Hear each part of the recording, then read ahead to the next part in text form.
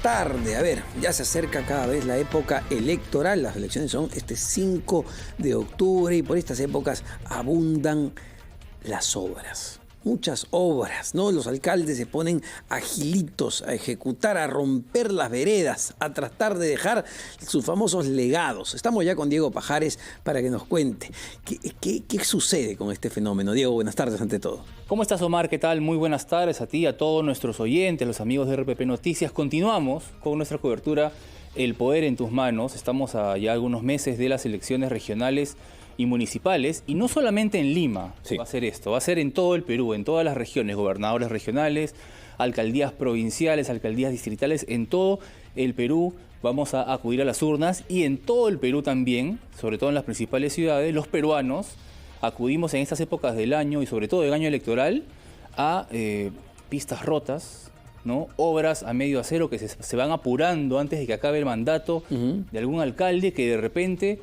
está postulando también a una alcaldía, una gobernación regional.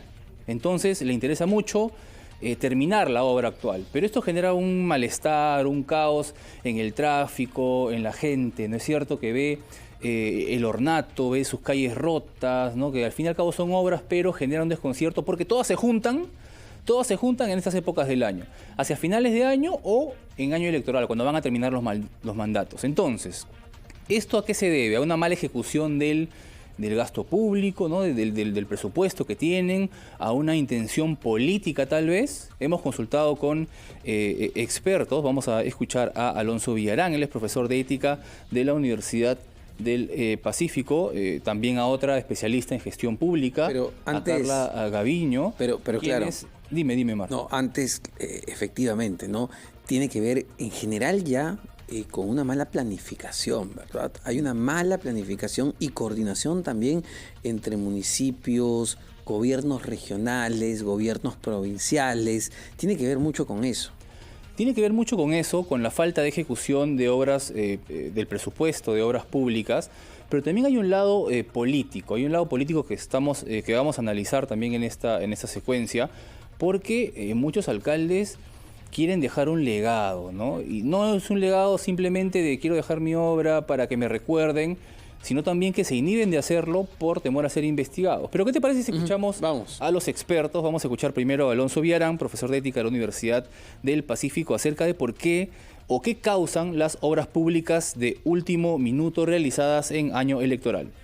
Las probabilidades de que las obras sean de calidad son menores, pues se hacen apuradamente y en más de un caso solo con motivaciones políticas. Hay también más probabilidades de que las obras involucren corrupción, por lo mismo que son hechas con prisa. Incluso cuando son de calidad y honestas, las obras generan malestar en los ciudadanos, pues por ejemplo el tráfico, que ya es pésimo, empeora. El especialista agregó, Omar, que estas obras de último minuto, realizadas en plena campaña electoral, sugieren desorganización, incapacidad de gestión y son problemáticas, ¿no? Y vamos a escuchar a otra especialista también, porque toda entidad pública tiene la programación de su cartera de proyectos, tiene una planificación de obras para su ejecución y las prioriza de acuerdo a sus presupuestos anualmente. Pero ¿qué pasa cuando llega el nuevo alcalde y dice, bueno, esto lo vamos a ir viendo, destrabando, ¿no? Y no lo pueden hacer ese año, lo pasan para el siguiente, y se van acumulando, destraban otra, y se juntan, y todos hacia el final de los 4 años de mandato que tienen, que confluye justamente con un año electoral, se juntan y de pronto tenemos... Diego, pero perdóname que te corte. Dale. Está hablando en este momento el presidente Pajares, y a ver, la situación que estábamos analizando, Diego, que tiene que ver con estas obras que se empiezan a ejecutar a pocos meses de que culminen los mandatos y a puertas de las elecciones municipales y regionales. Así es, Omar. Y la verdad es que el panorama político es complejo y eso es una muestra, lo que hablabas hace un momento del presidente Castillo, es una muestra de por qué también en un panorama electoral debemos informarnos, debemos estar al tanto de por qué, por ejemplo, volviendo al tema, se hacen obras en medio de la campaña electoral. ¿Por qué se espera hasta el último minuto desde los municipios, desde las entidades públicas para romper todo y ejecutar su presupuesto hacia el final de un mandato, ¿no? Y nos explicaba una de las especialistas que toda entidad pública tiene una cartera de proyectos, un cronograma, que a veces anualmente no se respeta y las obras se van acumulando hacia el final de la gestión. ¿Qué sucede al final de la gestión? Escuchemos al especialista en gestión pública, Carla Gaviño. Hacia el final de la gestión, normalmente vemos esta desesperación por ni siquiera ejecutar, sino inaugurar. Entonces, como hay que inaugurar rápidamente, ¿no?, para ser recordado por la obra que se hace, muchas veces lo que vamos a tener son proyectos simplistas y de corto plazo, porque se nos acaba la gestión y rápidamente hay que inaugurar y poner una placa. Entonces vamos a ver que muchas veces se sacrifica calidad a costa de tener rápidamente una obra que inaugurar. Y la especialista, Omar, amigos oyentes, notaba que esto sucede, es usual en el aparato estatal, digamos, en las entidades públicas, de demostrar que no están en la capacidad, pues, de cumplir con sus planes de inversión, ¿no?, y los cronogramas previstos para estas clases de obras, para las inversiones, esta deficiencia en la gestión pública que la ella... cantidad de horas paradas, Exacto, por diversos temas, mala gestión, corrupción, que es otro factor clave en todo esto. Y que esto viene desde hace muchos años, ¿no?, pero que también tiene un componente político, ¿no? Un componente político que evidentemente estamos en el país de la desconfianza. Lamentablemente los políticos tienen bajos réditos de confianza, la gente no confía en la clase política, eso se ha venido demostrando año tras año. Hay expresidentes investigados, hay presidentes investigados. Bueno, Diego, valgan verdades, a ver, de lo que estamos hablando en este momento, ¿no? El presidente Pedro Castillo actualmente está siendo investigado justamente por la Fiscalía por la entrega de obras para generar réditos. Esa es la investigación central, no solo Puente Tarata, sino todos estos negocios que se habrían hecho, según la Fiscalía, con las empresas chinas y empresas peruanas. Es lo que nos decía el especialista Alonso Villarán, ¿no? La demora, la postergación de ciertas obras favorece la corrupción. Sí, claro. Porque al final, para destrabar tienes que hacer esto, lo otro, y vemos investigaciones. Y hay un miedo, ahí es donde quería entrar, porque vamos a escuchar a un analista político. Hay un miedo de los políticos de terminar una gestión y ser investigados. Sí. Es un factor que no podemos dejar de lado. Así que vamos a escuchar al analista político Fernando Vivas, quien nos habla al respecto. ¿Qué pasa por la cabeza de una autoridad peruana en los últimos años de gestión? Si esta pregunta se respondía mucho tiempo atrás, hablaríamos de cosas más nobles y grandiosas, hablaríamos de la trascendencia, de dejar una huella buena e imperecedera, pero ahora algo que pasa por muchas de esas autoridades es eso combinado con un miedo a que el futuro no sea el de alguien que tiene que defenderse de juicios y controversias.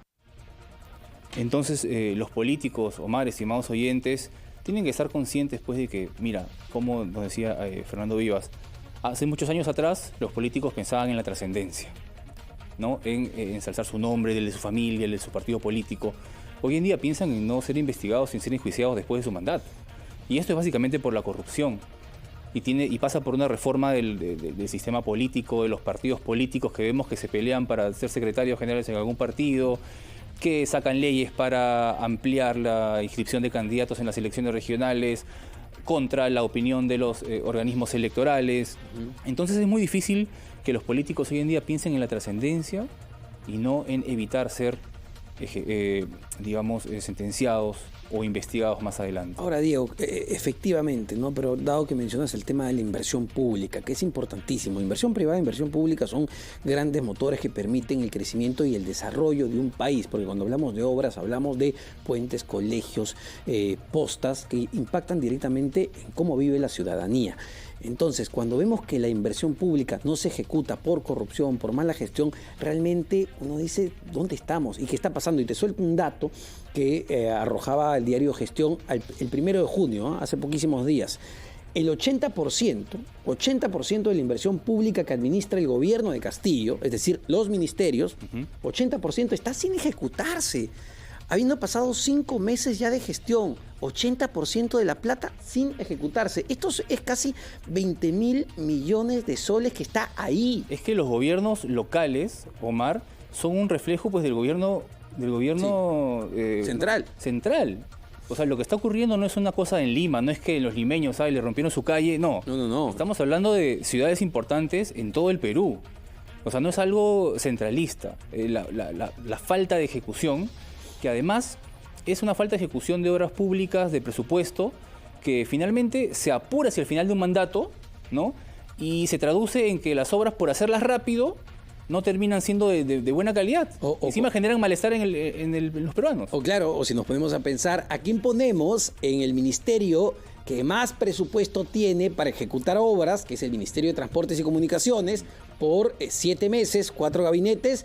El señor Juan Silva, hoy prófugo de la justicia, y que su única característica o valor para ser ministro, según él mismo declaró, era tener un brevete, que él sabe conducir, y como sabe conducir, puede ser ministro de Transportes y Comunicaciones. Quienes lideran el tema de las obras están así, imagínate, ¿no? Quienes deben ejecutarlas finalmente y quienes están más cerca de los ciudadanos, porque las alcaldías, los gobiernos locales, son los que están más cerca del ciudadano, son los servicios a los que accede el ciudadano más cercanos que tiene.